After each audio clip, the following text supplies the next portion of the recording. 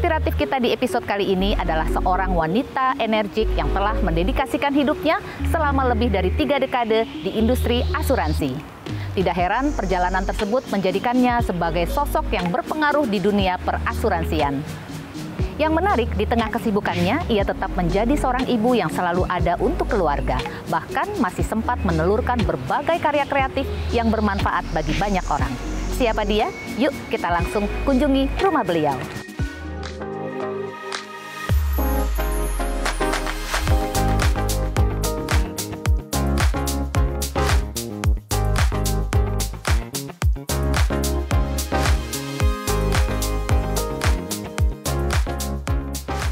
Selamat pagi, Bu. Morning. Aduh. Tambah cantik, tambah seger. Thank you, Bu Santi juga. Yuk ke dalam aja yuk. Iya, terima kasih, Bu. Udah maaf nunggu lama ya. Iya, nggak apa-apa, santai aja. Tadi aku pas berangkat tuh ada telepon dari saudara yang minta antar ke rumah sakit. Udahlah aku antar sebentar kan karena emergensi. Aku lihat ya udah antar, ternyata harus opnam. Untungnya Bu, dia punya kartu asuransi. Kalau enggak, repot juga kan. Bener. Makanya Ibu Dumasi kan di asuransi nih. Apa sih Bu, emang mungkin biar kita diingatkan kembali nih, pentingnya punya asuransi. Iya, terus terang penetrasi asuransi di Indonesia itu masih sangat rendah sekali. Kalau di luar negeri, apalagi Jepang, satu orang tuh bisa punya 4-6 asuransi. Nah, kalau di Indonesia masih jarang. Kalau nggak karena wajib, karena ambil kredit mobil, kredit rumah, orang nggak berasuransi. Jadi hanya sedikit sekali orang yang berasuransi dengan sukarela. Itu kalau dibandingkan dengan jumlah masyarakat kita yang 240 juta. Karena kesadaran, kemampuan? Kesadaran. Jadi memang masih PR besar buat industri asuransi di Indonesia untuk melakukan sosialisasi atau literasi kepada seluruh masyarakat Indonesia supaya semua orang lebih aware betapa asuransi itu merupakan kebutuhan. Itu penting banget dalam hidup. Di Sinarmas gampang nggak klaim-klaimnya Bu? Oh iya. Kadang begitu tuh suka susah klaimnya tuh atau gimana itu gimana? Iya. Nah justru di asuransi Sinarmas kita motonya itu adalah kita harus bayar komitmen pembayaran klaim yang utama. Bahkan kita yang kejar-kejar kalau ada klaim, KPI-nya karyawan kita itu adalah memastikan klaimnya dibayar cepat. Bu, sebelum masuk dunia asuransi, kita tahu kan background pendidikan Ibu teknik sipil ya, engineer. Kemudian keluarga juga dari kontraktor ya Bu? Iya, ya? papa saya kontraktor. Terus tiba-tiba bisa masuk ke dunia asuransi. Gimana? Kecebur. Suatu hari kami itu ketemu di Jakarta sama teman-teman lulusan teknik sipil Unpar. Saya dari Universitas Katolik Parahyangan. Teknik sipil gitu. Jadi kita ketemu sama alumni lah. Terus saya lihat teman-teman saya semua mentereng-mentereng, perlentel cakep dah, cantik gitu kan. Giliran saya pakai celana jeans, pakai kaos lusuh gitu kan. Lusuh baru pulang dari proyek soalnya. Terus saya kepikiran, mereka enak-enak banget ya, cantik-cantik, ganteng-ganteng gitu karena kerja di bank. Jadi waktu itu ada Pakto 88. Jadi saya lulus tahun 90, tahun 89 saya langsung kerja dulu di kontraktor 6 bulan. Nah, setelah itu saya langsung banting setir nih ke asuransi. Sebenarnya salah jalan. Maunya itu ke bank. Tapi ternyata logonya itu logo dulu perusahaan asuransi Sinarmas ini logonya pakai logo BII. Waktu itu banknya adalah BII, memang satu grup gitu. Jadi ya udah. Tapi ternyata setelah masuk di asuransi gak mau keluar lagi, enak banget sudah. Tahun 90-an itu juga Ibu GM pertama perempuan ya di asuransi Sinarmas itu ya? Tahun 95 ya, setelah saya 5 tahun kerja di asuransi Sinarmas, GM ya saya diangkat menjadi GM ya. Jadi saya tuh tiap 6 bulan naik pangkat, mulai dari supervisor, senior supervisor, sampai jadi asmen, terus. Begitu saya lulus trainee, saya kan trainee dulu. Manajemen trainee selama 6 bulan, lalu on the job dulu.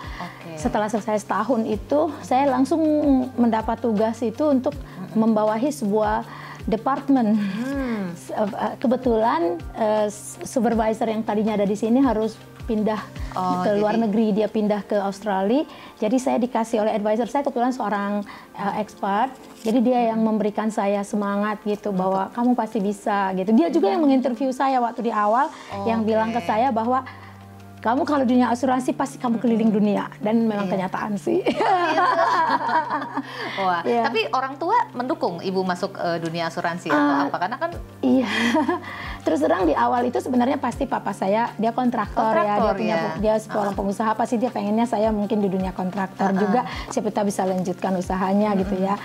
Tapi waktu saya di asuransi papa saya nggak ngelarang sih. Saya kan kerja tahun 90 di asuransi. Terus 94 saya bilang, "Pak, saya mau ambil rumah di Modern Land."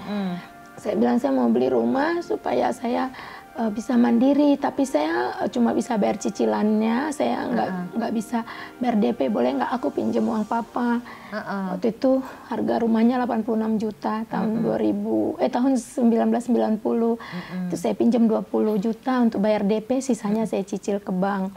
Terus sampai itu tahun 92, sorry bukan 94, tahun 92. 94 saya naik pangkat menjadi asisten manajer. Begitu udah asisten manajer, saya udah boleh mengajukan housing loan. Jadi saya mengajukan housing loan ke kantor dan di approve sehingga saya bisa membayar dengan rate dengan interest yang sangat murah. Jadi saya lunasi ke bank, lalu saya housing loan ke kantor. Nah itu sebabnya pengalaman saya membeli rumah di masa muda itu membuat saya sudah rumah, sudah punya tempat tinggal gitu ya. Yang menjadi apa ya, saya tuh di kantor terkenal sebagai orang yang selalu dorong semua orang harus punya rumah. Ya, seru ya. Tapi pasti orang tua ibu bangga lah dengan kesuksesan ibu sekarang ini. Tuhan, Tuhan ya. Kebahagiaan tersendiri lah buat orang tua. Ya. Bu, ibu dari daerah Sumatera Utara, Dolok Sanggul. Apa sih yang akhirnya desa kelahiran ibu dan jadi membawa ibu ke Jakarta dengan semangat yang ini dan ibu kembali ke sana untuk membangun Dolok Sanggul? Oke. Jadi sebenarnya ya saya lahir di sana tahun 64, setahun setelah papa mama saya menikah. Nah, itu desa kecil sekali, dingin sekali ya, bisa 7 sampai 9 derajat. Kita harus selalu pakai jaket ya, papa saya selalu pakai mantel. Jadi ceritanya dulu di masa kecil itu papa, opung saya, opung Doli, opung Boru dan papa mama saya itu memang mereka karena pengusaha juga di sana, jadi automatically menjadi panutan juga lah gitu ya, terutama opung saya yang selalu berbuat buat banyak orang sehingga membuat kita punya apa ya namanya keterikatan yang luar biasa dengan kampung ini. Cuma kita itu semua SD saja di sana. SMP saya SMP sempat 6 bulan di Medan, habis itu langsung ke Semarang. Demikian pula dengan adik-adik saya, Semarang atau langsung ke Bandung. Jadi saya cuma sampai umur 12 lah di sana, habis itu ke Medan setengah tahun, lalu ke Semarang, dari Semarang ke Bandung, baru ke Jakarta. Jadi dan saya jarang sekali pulang. Kebetulan papa mama saya tinggal di rumah ini, di kamarnya seberang-seberangan dengan kamar mertua saya. Jadi mereka bertiga dulu selalu bersama-sama kemana-mana. Mungkin aneh ya buat orang, kok bisa sih yang besanan tinggal satu rumah, tapi mereka memang damai sejahtera di sini, seneng. Dan ternyata itu bikin something yang luar biasa di anak-anak saya. Karena mereka suka ngobrol dengan papa mama saya dan dengan aponya ya. Mereka dapat banyak pelajaran yang mungkin saya pun tidak sempat dapat dari papa karena saya cuma 12 tahun sama papa. Tapi mereka dari kecil sampai mereka lulus kuliah di sini bersama papa mama. Iya, dan surprisingly mereka jadi punya hati yang luar biasa. Seperti anak saya yang pertama Michael, itu dia yang sebenarnya minta saya untuk doing something di Dolok Sanggul. Karena dia ingat opungnya.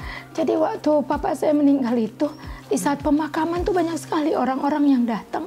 Semua pada bilang kebaikan papa, bagaimana mereka dibantu. Bahkan ada yang bilang saya dikasih busnya bukan dijual. Papa dulu pengusaha bus juga. Ada salah satu supirnya yang ngomong di situ, saya diberikan bus, ada satu connect saya diberikan bus. Kami pun nggak tahu, mama saya pun nggak tahu bahwa ternyata papa dulu membagi-bagikan busnya kepada stafnya gitu. Nah, anak-anak kami mungkin mendengar banyak sekali dari papa. Pelajaran hidup, pengalaman hidup. Jadi ya suatu hari saya bawa mereka weekend di pelataran Borobudur. Pas lagi sarapan, dia lihat ke sebelah kanan ada hutan, di depannya ada kolam renang. Terus dia bilang, "Mom, what is for opung in bahasa Batak?" katanya. Apa artinya? Bagaimana cara bilang for opung dalam bahasa Batak? Saya bilang tu opung. Tu itu kepada gitu kan. Lalu dia bilang, "Let's make that initiative." Saya masih bingung apa maksudnya, nak, tapi saya langsung nangis. Saya pikir papa saya waktu kasih nama anak ini junjungan, dalam bahasa Batak tuh junjungan yang pas banget gitu. Bagaimana papa kasih nama anak-anak saya itu persis dengan apa yang ada di hati mereka semua. Dia yang ajak kami untuk bikinlah untuk pengingat opung, katanya opung udah meninggal. kita buat hotel di tanah yang Mama beli itu. Kebetulan saya ada pernah beli sebidang tanah untuk bantu orang waktu itu. Kita buat hotel aja di sana. Jadi saya pikirin terus, yalah kita lakukan. Dia juga bikin sociopreneurship di sana, menampung kopi-kopi dan jagung dari masyarakat. Sebenarnya kalau yang jagung tuh malah rugi besar ya kita. Tapi dia bilang, Mam, jangan lihat uangnya, tapi we have to do something. Kalau Opung di masa hidupnya sudah membaktikan hidupnya untuk Humbang Hasundutan, dia bilang uang segini nggak apa-apa mah. Yang penting Opung diingat terus, maksudnya Opung meninggal mungkin sudah nggak ada, tapi legasinya tetap hidup katanya. Iya. Jadi itu yang memberi semangat kami untuk membuat hotel, sehingga hotel yang kami bangun pun semua ada filosofinya, mulai dari pintu masuknya pun ada. Pintu masuknya saya buat namanya Lobby Partogi, nama anak saya yang paling kecil. Kenapa? Karena Riu Tarolah yang mengajak saya pertama kali pulang ke sana, pertama kali secara physically gitu, tahun 2015. Ibu sebagai wanita karir yang sukses dan pasti sibuk sekali, tapi kita nih ngintip-ngintip media sosialnya Ibu, masih banyak banget aktivitas di luar pekerjaan Ibu yang Ibu lakukan gitu loh, dan sangat keren-keren gitu dan menginspirasi. Itu gimana bagi waktunya dan sebagainya Bu, dan ceritain aktivitasnya apa aja, boleh ya Bu ya? Boleh dong, boleh, tapi supaya lebih santai kayaknya kita di halaman belakang aja ya. Oke. Nah, tapi saya ganti baju bentar ya. Siap Bu, aku tunggu. Ya, biar nyaman. Iya. Oke. Kita memutuskan membuka rumah kreatif di Dolok Sanggul. Kebetulan Dolok Sanggul tanah kelahiran saya, itu di Kabupaten Humbang Hasundutan. Dan kemarin pas bulan April kemarin, pas Hari Kartini juga Humbang Kria ada kolaborasi dengan desainer ternama Oscar Lawalata. Itu strategi Humbang bisa menggandeng Oscar tuh gimana Bu? Tujuannya apa Bu?